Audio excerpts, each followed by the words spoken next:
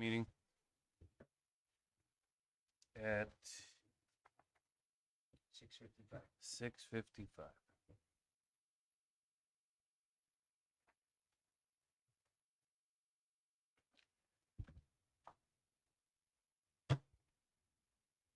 We'll do roll call. Trustee Fosco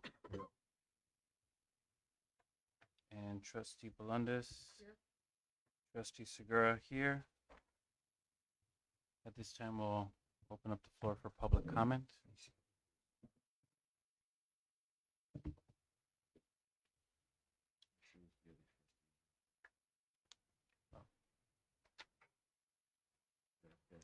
Oh, also that are present in the meeting, we have Trustee Monahan, Trustee Narayan, Trustee Pesco, and Trustee Santangelo. And then we have Kevin. I don't want to mispronounce your last name.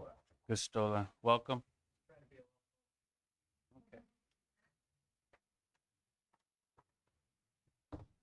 Hello, my name is Kevin Gustola. I'm the editor-in-chief of the Elmwood Park Advocate, a local newsletter that I launched with around 10 to 12 fellow residents back in May. The comments I had to share relate to the proposed changes to the meeting room policy, which I believe are on the agenda today.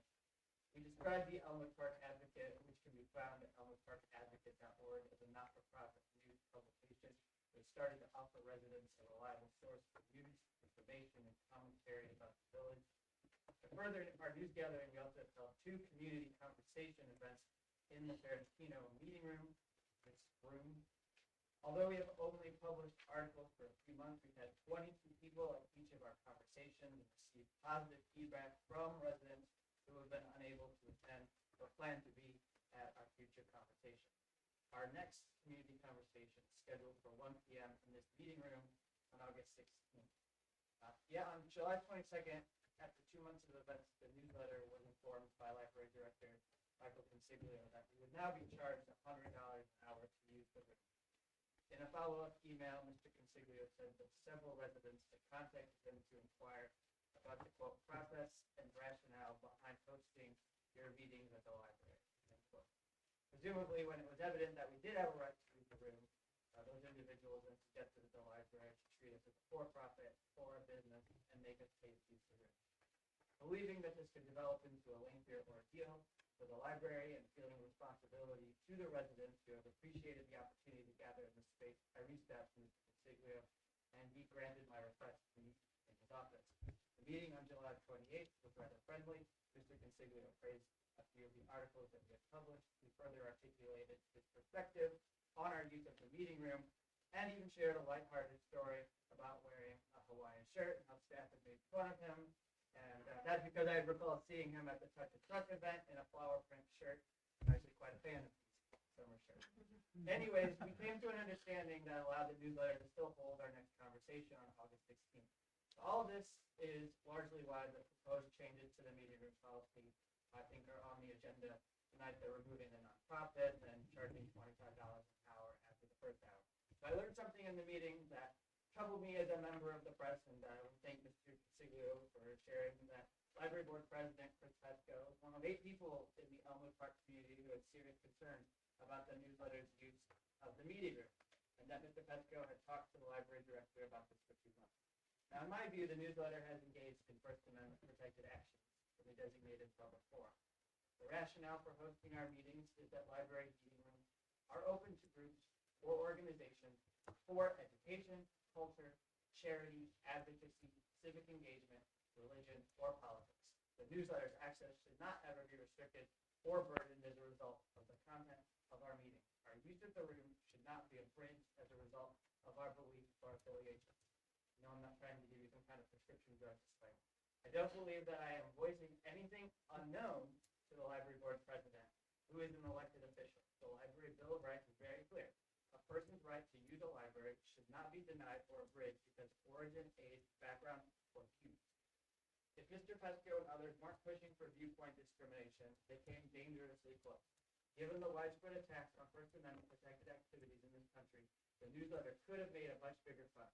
We chose instead to assert our right privately and resolve this matter with the library director, who I'll again say deserves a lot of credit for clearly explaining the situation in multiple emails and then meeting me and my colleague Sarah in his office. We support the proposed meeting policy changes, and we are cautiously optimistic that after this meeting, the library will continue to welcome outside reservations for this meeting room and not impose further restrictions that may call into question the library's commitment to intellectual freedom.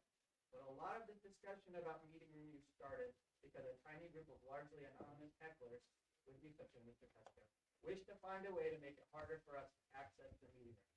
And that's nothing anyone who believes in liberty should ever have to tolerate. Thank you. I was not at that meeting. Kevin, I just want to respond to one comment, and I think what I had said about President Pesco was what you said is the opposite of what he told me. What he had said is that we're going to support the policy. That's what he said. He wasn't against. He never said to me he was against the meeting. Okay, I said there was a group of people, and maybe the sentence was blended where there might have been some confusion, but he never said that. Never even came close. We're following the policies is what we're following. And I got pushback from different residents. Why aren't you following the policy? Why they are not paying? Just like I got pushback when we misinterpreted or had to clarify for the Women's League voters. Okay? I asked for counsel on that, and it said no political meeting. And that's what I went by, and then people attacked me for that. I'm here to follow the policy. Now, the policy change that's in this policy, there's two subjects to talk about. The one that you're talking about and the $25 increase for the second hour, because it's unfair to charge somebody $100. But President Pesco was never negative toward the meeting itself. He instructed me to follow the policy. That's all. For me, There's no more public comment. Did we receive any correspondence, Director? No? Okay. For unfinished business, we're going to approve. We need the approval of the June 2025 BGPP minutes. Do I have a motion? I'll make the motion. Do I have a second?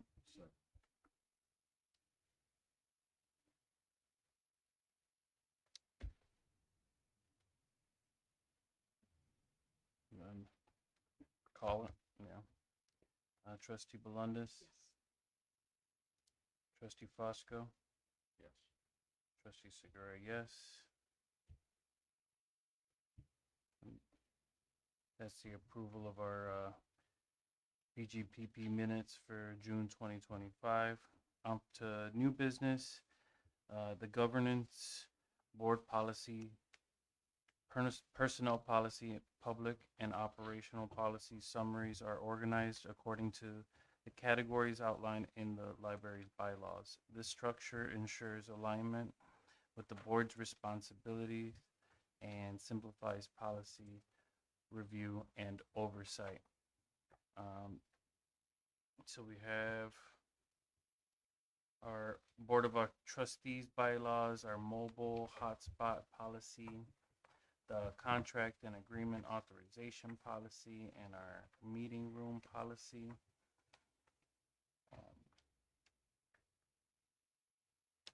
Michael, we're looking to approve these, correct? Right. We'll do them one at a time. Okay. Do I have a motion to approve the Board of Trustees bylaws as presented? I'll take the motion. In a second?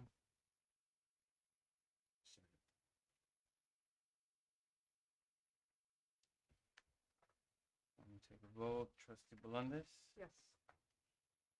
Trustee Fosco? Yes. Trustee Segura? Yes. Do I have a motion to approve the mobile hotspot policy as presented in the packet? So moved. Wait till the discussion. Yeah, we have to have a discussion. On which one? More on mobile. Okay. Public question. Need a second first. I'll second. Trustee Belundis? Yes. Trustee Fosco? Yes. Trustee Segura, yes. Any discussion? Yes. Gabby, you wanna come up? Sure, quickly. Okay, what it is with this policy, let me give you a prelim. This policy is now separate. It's a brand new policy. We have considerable amount of problems with the hotspot because everybody wants them. And these are things that we're gonna be addressing in the future, but, Gabby, you wanna go through everything? Well, very briefly, this hotspot policy more clearly delineates the rules that we have in place when checking out hotspots. These items are not only more costly, but they're in much higher demand than most of the other items that we have in our vehicle selection. Data supply our patrons with internet connection, and it's very important for our patrons to have.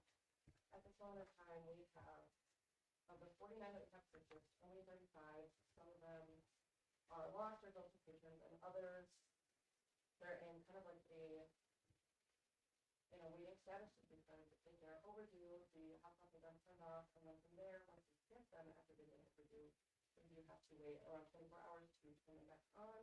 So there's a lengthy process, and we're trying to ensure that our patrons are aware of all of these things when they're checking out a hotspot and also turning them in late. We have over 30 people on hold for our hotspot currently, the first of which has been on hold since June 30th. So that's a long wait for our patrons to have access. So essentially in this, we're just trying to kind of formulate a process in which our patrons know when they're signing up, when they're placing a hold for a hotspot, they will sign a form. It is a checkout release form. This will have on file for about a year, and then they'll go through this again next year when they check it out again. And we just again want to make sure that our patrons are aware of kind of the inconvenience of us having to wait such a long period of time to get internet access for our other patrons who are visiting. And then we added a fee. We increased the fee on the, Yes, normally we are a fine-free library, but in order to get our items back on time, we felt that it was necessary to add a small fee to the days that are late. We have a 3-day grace period, and if our patrons do know what to call ahead of time and explain, hey, I'm in the hospital, hey, I can't make it to the library, of course we take those things into consideration. But beyond that, if we're not getting any correspondence, we do have to enforce it. No, that's expensive. Hotspots themselves are expensive, the devices are expensive, plus the service for the year. We do get them on a discount, and we are trying very hard to get more hotspots through to a reduced price. Those we plan to have in a bundle with our Chromebooks, and that once we are able to secure those will also be in their own Chromebook policy because that will up the price of the Chromebook from the $600 just with the Chromebook to about $800. So again, these are expensive items, and we want to make sure that we have them for our patrons. so the main thing is that we feel that we have to attach a penalty. One of the questions, and I was going to bring this up under the question when I was going through it, was what if we charge a deposit? So you do $100 up front on a credit card or whatever it is that's up front. If they return it, no harm, no foul. It's then taken back. I mean, it's done for just about everything in today's day and age. Even when you go fill up the gas tank, they charge X amount of dollars on the credit card, or they hold it. Instead of just doing totally free, if you can keep it at 200, but at least if we had 100 up front, then you're only going after 100 instead of trying to go after 200, because and they get it back obviously if they return it on time. But I think that would kind of maybe number one alleviate some of the people not coming back because they know they already got $100 into it. And it's going to be much easier coming for $100 for somebody to pay as opposed to $200. And like I said, if they return it, they get a deposit back. So these hotspots, for one, you have to be 18 and older to check out a hotspot or any of the other devices that we have and beyond books such as a phone book. I would say that I couldn't guarantee that someone who just turned 18 would have any type of bank account. Sometimes teenagers, if they don't have a job, they might not have their own bank account. Might have a I debit. can't suppose that they might have that, so then that would limit those, say this is a teenager who's in school, their parents are helping them pay for school, they wouldn't have any access to either Chromebook computer or Chromebook or a hotspot. I wouldn't want to limit them in that manner, and I also think that would lengthen the process in order to check out these items. It would be most likely myself and Angie, who is the circulation manager, being the only two people, in our positions to, our patients would have to wait for us to be there in order to do that. Say we're both on vacation or, we were out for the day, they might have to wait another day if that's furthering, the limit to access. I mean, people come in irate. See, that's the thing. That's why we want to fix this problem, because they're upset.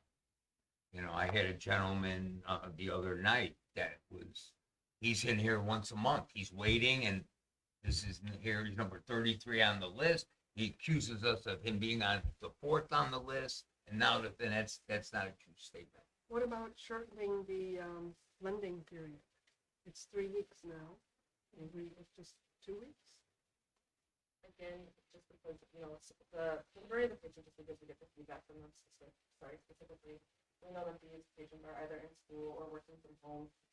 They do need things for an extended period of time typically, especially if, for some reason the power goes up. That's the other thing. I consider doing some on a more limited basis. Say if a patient just needs it for a week, the power goes up. We could probably separate some hotspots for that, but I'm still waiting on whether or not we'll be able to receive the full safety that we have requested through E-rate. We got 10 of them. Still a good time to have it Chromebooks, but I feel like I can't guarantee on those things until we actually have those. Let me ask this question then. Do you have the demographics of the people that are habitually late or not returning or anything like that? Is it youngsters? Is it all over the board? I'm just trying to get an idea. So the systems that we use won't necessarily track the patients that are late. We do know, just because we're the ones who are checking them out, typically who these patients are. They are older patrons. They are patrons that do not have internet access themselves or it's hard for them to get to, typically seniors. It's not, I haven't seen anyone under the age of 25 typically be a repeat patron that turns things in late. How about, is there some way of keeping track of people who habitually turn them late and then blackballing them and saying you can't check it out for? So part of the board policy is to have the patients agree on whether they are late or more than at least 3 times. 3 times in a 6-month period. In a 6-month period, they would not be allowed to place them in the shop. Because if they're habitually late, they're habitually keeping them for more than 6 months, 3 months, then they shouldn't have, it's like anything else. If you steal something, you can't come back into the store. And I mean, you can't be doing. Well, that's Breaking the what we're policy. adding, 3 times. So originally, we didn't have a separated policy for hotspots. It was all included in the circulation policy. But we felt that at this point it was becoming such a problem that we needed to separate that and look at that. I mean, yeah, if you're late 3 times, then I'm sorry, you can't check it out for 6 months. When it is overdue, are they actually paying the fine? At the moment, we don't have fines on them. So that is the addition. Since we are a I thought we fine-free still library, had a little bit of a fine even for books and stuff. No. Oh, that's right, we did away with this. Yeah, you're Yeah, right. this is the My first that bad. we've done this policy. But the fine itself would be an addition, as well as the consequences of not having turned it in, for that amount of time. Next question. Do the hotspots stop working at the due date? They have to be manually turned off. And then in that time, so there's a 24-hour wait period, sometimes for these requests to go through. Plus, when they're returned to us, sometimes later than putting them off, they also have to go through a 24 to 48-hour wait period, which, again, increases the length of time before waiting for that. Because that I would thought be, I thought at libraries I've worked at before, they're turned off at the due date to try to encourage people to return them. They're manually turned off. What do you mean? No, by, I mean what do you not- mean by Man. manually turned Sure. off? You have to So call there the is a provider.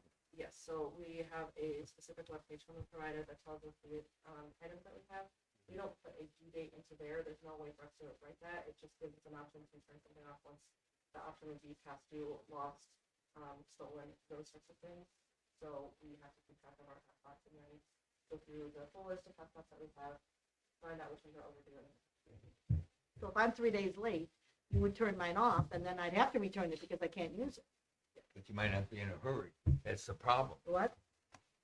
Yeah, but if I can't use it, then I what's the point realize of that. keeping the hotspot I, if I can't use it? I agree, but now we have, That's the logical answer. I guess I'm trustee, not- now we have a fine.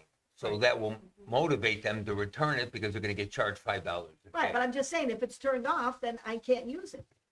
Right, So what's the point of but keeping it? that didn't because I matter in can't the use it? past. You're not getting fined, that's why we're adding a fine to motivate them. If it's turned off, it's motivation too, because hey, I can't No, use it. there's no motivation to bring them back. Oh, yeah. They do get billed eventually, but that billing date is an automatic date through, one workflows, and that's 42 days. I mean, they'll still be turned off, and sometimes people get billed for it. Maybe they're turned off for over a month, and we still have to wait for it to go back. And now we've addressed the three issues that are needed. You know, Trustee Peter Fosco brought up a good point. It'd be nice if we could do that. But, you know, the clientele seems to be in two separate groups, older and younger students that need it. I think this is the best. we You know, can and we're gonna have to make an investment in this also over the next 2 years to expand the amounts that we have. And make, you know, even with the Chromebook, sometimes, help me if I'm wrong, that we'll have the Chromebook, but we don't have the hotspot. Yes, that's what we're trying to solve with, pairing them, so Yeah. that patrons aren't two separate lines. Say someone just needs it for their own home, they have their own laptop already, and then just in line for the hotspot. If they don't have a laptop and they need both, then they'll just be in line for the other, so they wouldn't be in line for both. They wouldn't be able to place it for both. Right. And staff's at mercy of people returning them, because people are coming in complaining, expecting that. Right, right. And you feel bad, but In this policy, we've gone through lots of policies for libraries around us. I've spoken to many, librarians in circulation that have dealt with similar issues, but I feel like it was never to the degree that we have, and it's become such a problem that we'd like to get this solved so we can, move forward and have our patrons have access. Do you know that most people say that they do manually call to shut it off?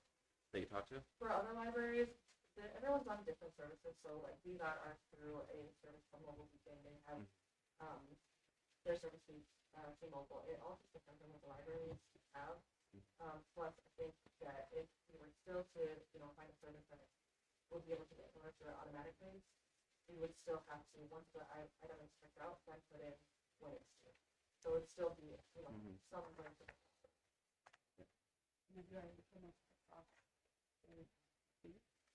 The fee itself, the overdue fee, yes, $5.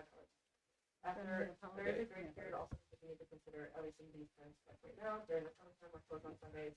They can't be penalized for not returning something on a Sunday. And also just, life happens, we understand that, we're trying to, be as fair as we possibly can, but we have to be there for all of our patrons. $5 if it adds up. I have one in my car that I'm returning at the meeting. It's It's due today. No worries. You have a Chromebook? And remember, hotspot. patrons that use it are all Elmwood Park residents. Yeah. That's the Sure. one thing. Almost like residents of the region.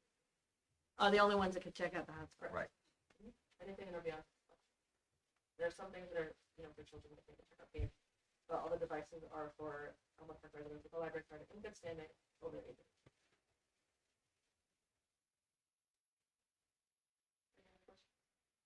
Thank you. Thanks. Thank you. Director, I love that we have like mobile hotspots to give out and that we're pairing Chromebooks with them. But what I'm thinking of is like addressing the issue at hand, whereas we may have seniors that just don't have internet at home. And aside from having this option, I don't know, I believe some providers like AT&T may have like a senior program where they charge, $20-30 a month for access. It's not going to be high speed, right? So when we see some of these, maybe they're seniors, right? For example, that are not turning these things in on time, we can be like, hey, this is another option you can look into, right? Because the issue is lack of Yeah, no, access. I'm not paying $20 a month. You know, we I could don't know look, where he's done. we could look in, and that's part of what E-rate is alleviating some of the costs and allowing us to defer some of our expenses with grant money. If you remember last month, we purchased about $6,500 worth of wiring and things that we needed on that end. But you know what?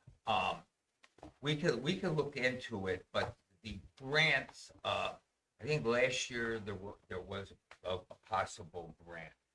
Grants are getting a little bit more difficult, but it's at least something to look at. But again, for us to direct to AT&T, I mean, naturally, if you need a hotspot or whatever, you would contact a provider. Again, we're promoting one business over another.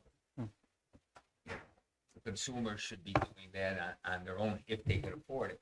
I think these are for people that may be going on vacation or something like that. Got it. But I think you bring up a good point that we should try to find some way of helping the ones that need help. So we could further on, but right now, this is a hot issue. I mean, residents come in all the time and staff, it's difficult because a lot of them aren't ready to reason. I'm on the list. Where's my hotspot? You know, and then like the gentleman the other day, I was fourth. He wasn't fourth. You can't go from fourth to 34. You can only go up. And he's here once every 3 months complaining that he's not getting on time. And we're all at the mercy of the people returning. So if we have a fine, maybe we improve it. Hopefully at least improve it 25% return on time. And then we'll have to fight with them to collect the money. Thank you. Okay. We're gonna move on to our. Yeah, move Oh. forward. So we'll vote on the mobile hotspot policy. Trustee Belundes, Yes. Trustee Fosco, Yes. and Trustee Segura, yes. No further discussion. All right, we're gonna vote on the. Do you have another sheet, by chance? Yeah, I do.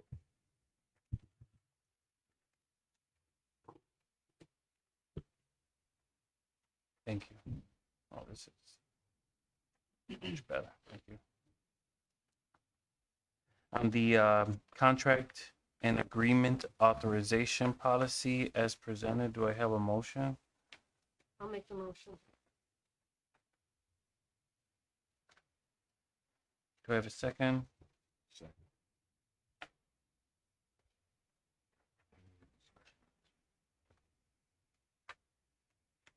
Is the discussion prior to the vote? No, you both. Okay. Wait, no, you don't vote. Oh.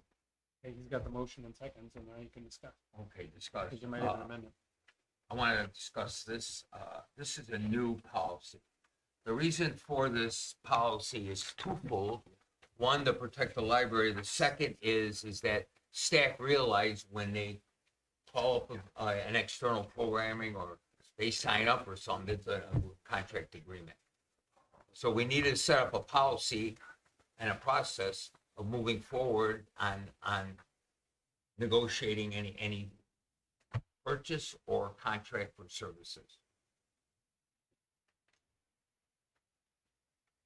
Any questions?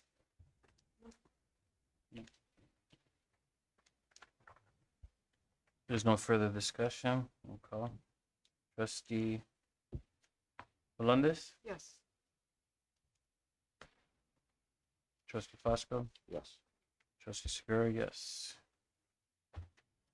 Okay, and do I have a motion to approve the meeting room policy as presented? I'll make the motion.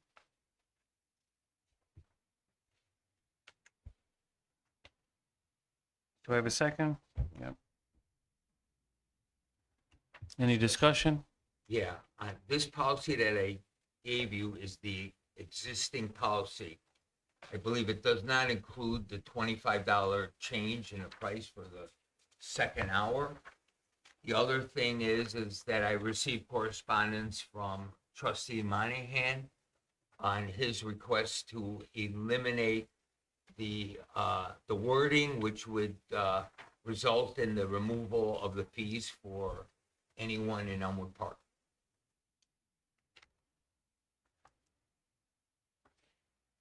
Yeah, my suggestion was to amend the policy to remove the word nonprofit in the phrase Elmwood Park groups have no room rental charge. The for-profit Is fee that under- exemption still would remain, where it says for-profit organizations. It would read for-profit organizations and Elmwood Park community groups. Or wait, sorry. I'm sorry, that line would still say the same. The for-profit organizations and non-Elmwood Park nonprofit groups pay $100 per hour to use the room. My suggested change was removing in the paragraph under fees, where it says Elmwood Park government agencies and Elmwood Park nonprofit groups have no room rental charge. To change that to community groups, because it seems like there has been confusion, or it's difficult to assess if somebody needs a tax exempt status in order to use the room.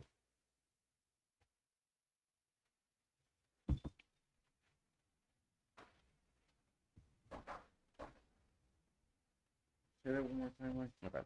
Yeah, because So, yeah, so there's that- two different things here, right? Is that what you were pointing out? That under the immediate paragraph under fees is stating something different than the first bullet? Yeah, here. So, sorry, 1 second. Because Where the first It's better off instance- going to the policy Yeah, itself. so the policy itself, the second paragraph, there's types of meetings. You flip to that.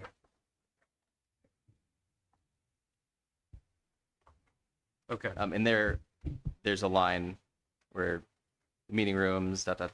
may be available for use by other Elmwood Park government agencies.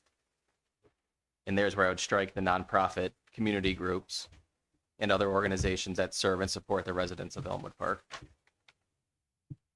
Just to try to open up to community groups. The other example we have, what Kevin had talked about with the community conversations, they don't have formal nonprofit status, but they operate as a community group that is not generating profit. Something like the Garden Club, which I know is a little bit different. They're sort of sponsored by the library, but if somebody formed a garden club, they wouldn't go through the process of getting tax exempt status because a group of people like to garden. That's a kind of an undue burden, I think, to have them avoid the $100 fee. So all the same, qualifications would remain intact. You still couldn't do X, Y, and Z that we prohibit. We just wouldn't have a confusion of, do we need to get a tax exempt status document in order to let them use the room?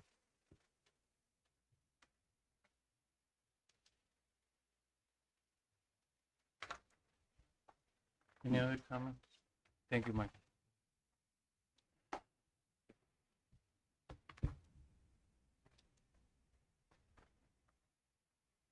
But if somebody still wants to use the room and then charge people to attend, then they would, You can't do that. You cannot do that. they would have to pay the fee because it's just for Well, their you can't do business. that.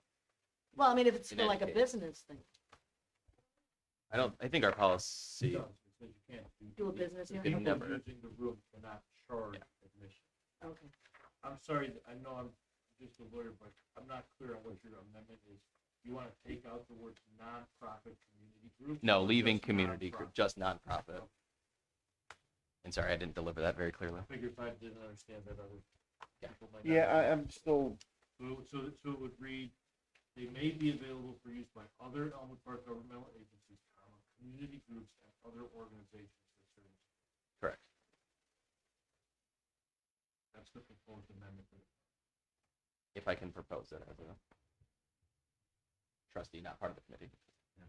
That's up to the committee. Yeah. or apologies. You might have to propose that, I guess. Yeah. We would have to.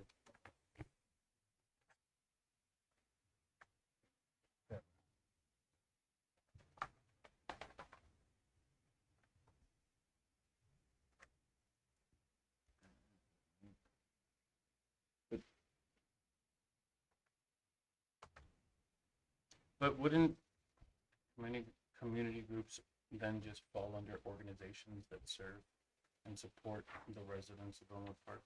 I don't understand why excluding nonprofit under community groups. It almost feels like it's on there twice, but this is specifically highlighting nonprofit community groups. There's other organizations, right, that serve and support the residents of Elmwood Park. So while I kind of see your point, I personally understand why we would keep nonprofit community groups and other organizations that serve and support the residents of Elmwood Park. Yeah, and I'm definitely open to more suggestions if you have anything for. I'm trying to alleviate like a situation, like Kevin had talked about, where if you have this Elmwood Park advocate does not have a formal 501c3 or tax exempt status, how are they able to We're use gonna the go room back without a and forth on charge? this several times, maybe postpone this one. You know, I think that's a good idea because what I'd like to do is pull about 5 policies from other libraries and see exactly how they word it. Because I get to, I know on a couple that I saw, they use 501c. I'm not sure about the exact verbiage, like we have it. So we could table this one and I could do due diligence on it. I think it's a good idea. I'd have to make a motion to postpone the approval since we already had two. You would, Ask You to would- rescind the motion. you would ask To or rescind rescind the the motion or motion? table it, There's a right? motion and a second pending, so you just, somebody could do a motion to table and second and vote on that, and that will push Push the that back. motion off to the next Right. meeting Sorry, second to of table. this committee. Sorry. So All right. motion table. So I have trustee Fosco motion to table and trustee Belundes second. We'll table the meeting room policy to the next BGPP. Okay, so under personnel policies, well, I have to call, right? Trustee Belundes Yes. for that tabling. And trustee Fosco. Yes. And trustee Segura, yes. For personnel policies, director, you said that the following policies, time reporting and clocking in procedures, paid time off policy, break changes are currently under review by our lawyer or have been. The old policy that I had written months ago, our attorney reviewed it. Since then, I wanna change it. He has not reviewed these policies. It was a recommendation to change our time reporting system into a PTO time, which I am recommending to do. Okay. That's under clock-in procedures, or is that the paid time off? What's that? Is that the clock-in procedures or paid time off policy? Sounds like you're talking about paid time off policy. No, that's Well, a paid there's- time off. The clock-in procedures, on this one, this is further defines what's in there, and it makes sure that everybody adheres to the rules. Of what we mean by punching in and out, that we want them to punch in and out at the back door as you come through the door. Because the important thing, again, is that your fob matches your time reporting, or we're pretty well closed. And that's why we want everybody to go through the back door. So we just want to define how you do report your time. And were these ready for approval? For your approval, but our attorney still has to review it. Okay. They're amended to what he has already reviewed. These are gonna be added to the personnel manual. They'll replace. All right, so do I have a motion to approve the time reporting and clock procedures? So moved. Trustee Fosco, second. I'll second. Okay. And do I have to call that as well? Tommy this said time? that you've already gone through that? I have not, just now I did. Okay. He will review it from the period before it goes to. Before it goes before the whole board. You can approve it subject to attorney review, Okay. Please do. which I think is what Mike is. Yeah. That's what I'm getting at. All right, we have a motion to approve pending attorney review, So move. the paid time off policy. Trustee Fosco, I'll second, trustee Melendez. Do I have a motion to approve? I'm sorry. That's we discussed, right? Oh, There's a motion second. is there any discussion on the paid time off policy?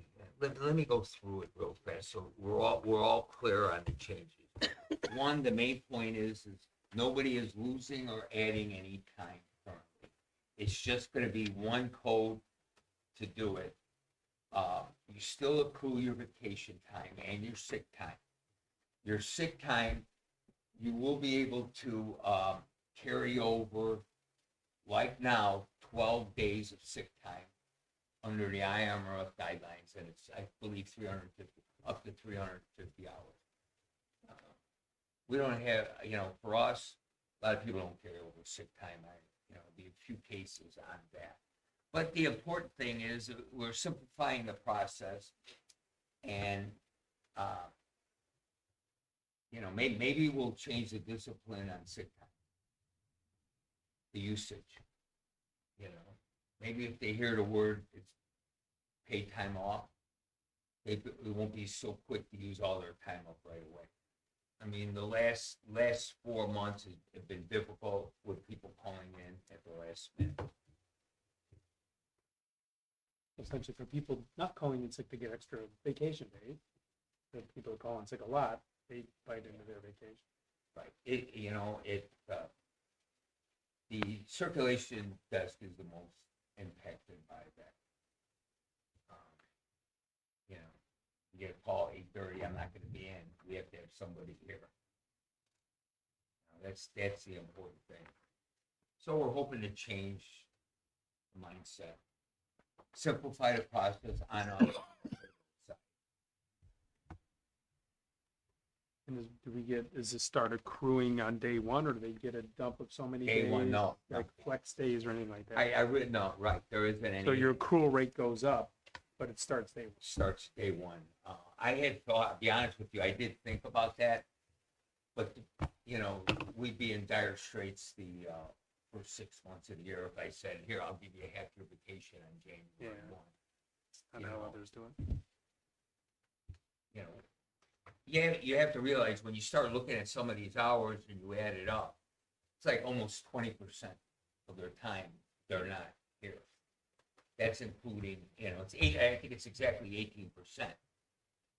So it's basically 1 day a week. They're not going to be working. The person that has 4 weeks vacation, it's a little bit different for 3 weeks and 2 weeks. But don't they still have the rule that you have to work 1 year before you get any vacation? They start taking vacations first week they're working? With their rule. You accrue it day one. You accrue it from day one. That was never a rule here. Okay. Never in the policy. I mean, some places you have to work 6 months before you Right. take time off. Some places don't give you 4 weeks still. Some No, I people, know. Some are 2 or 3, or you negotiate. And that's included in it. Huh? I have 5 weeks. From day one though? Oh. Because I know some places you have to work 6 months before you can start taking your vacation. Any further discussion? No, sir. Trustee Melendez, Yes. trustee Fosco, Yes. trustee Segura, yes. Motion passes. We got a motion to approve the break changes, pending attorney approval as presented. I'll make the motion. Thanks. I'd like to take this one Sure. off the table. It's no longer needed. It's not in the current policy. The current policy is correct on detailing. This one was in situations that prevented individuals going into another department and taking breaks. I no longer have that problem. That's why I had written this. Are you gonna have that problem in the future? No. The current policy outlines the break rooms and so forth. but it doesn't detail exactly, you can't go into, say, adult services or youth services. It was a problem, like I said, it's no longer a problem. Everybody in the building today takes breaks accordingly. Outside the building, upstairs in the break room, or at their desk. Well, if they're bothering other employees when they're on their break, then that's just a conversation with the manager, right? Right. To say, you've gotta. That's a you know, you conversation. can't disrupt somebody. Okay. So since I had a motion and not a second, Draw the motion. I withdraw a motion. thank you, trustee Melendez.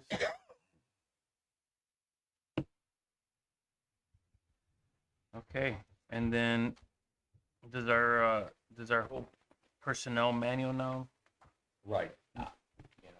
You got the manual today, we could still table it for everybody to read it. We're gonna, Yeah. we're gonna go You ahead got and it. table. Motion to table that. There's a lot, Thank and you. what I'll try to do, Trustee Well, it's got Fosco, I was gonna say, I got can't the read that trustee in Trustee second. Melendez, you got a I'm second? not a speed reader. Okay, But what did it? we'll table the personnel. So, And do I have a motion to adjourn? So moved. if I'm gonna read it, I'll second. I can't read this in 10. I need more than All 10 right. minutes to read it. Then we are adjourned. I know, Pete is a favorite.